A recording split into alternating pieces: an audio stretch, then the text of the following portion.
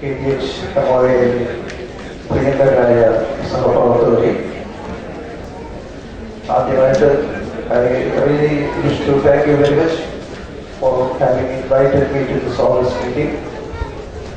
Regards from the Institution of Homeopathy Kerala. The business management schools ഒക്കെ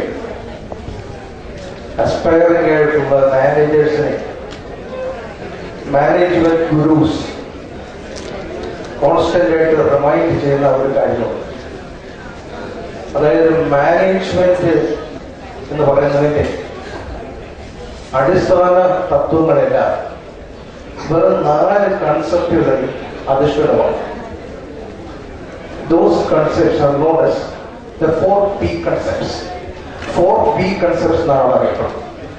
കാരണം ഓരോ കൺസെപ്റ്റും P എന്ന് പറയുന്ന ലെറ്റർ കൊണ്ടാണ് സ്റ്റാർട്ട് ചെയ്യുന്നത്. നമ്മുടെ ഹോമിയോപ്പതിക് ഗവൺമെന്റ് മെഡിക്കൽ ഓഫീസിന്റെ അസോസിയേഷൻ എന്ന് പറയുന്നത് ഒരു പ്രോഡക്റ്റ് സെല് ചെയ്യുന്ന ഒരു സ്ഥാനമൊന്നുമല്ല. അത് ഞാൻ എഗ്രി ചെയ്യുന്നു. പക്ഷെ ഈ കൺസെപ്റ്റുകൾ നമ്മൾ ആലോചിച്ച് നോക്കിയാൽ ഏതൊരു ഓർഗനൈസേഷന്റെയും അടിത്തറ ഈ 4 കൺസെപ്റ്റുകൾ ഉള്ളതിൽ യാതൊരു സംശയമില്ല. ആദ്യത്തെ കൺസെപ്റ്റ് എന്ന് പറയുന്നത് ഇറ്റ് ഇസ് ദ പ്രോഡക്റ്റ്. നമ്മളൊരു പബ്ലിക്കുമായിട്ട് ഇടപെടുമ്പോൾ ഒരു പ്രോഡക്റ്റ് നമ്മൾ ഡീൽ ചെയ്യണം.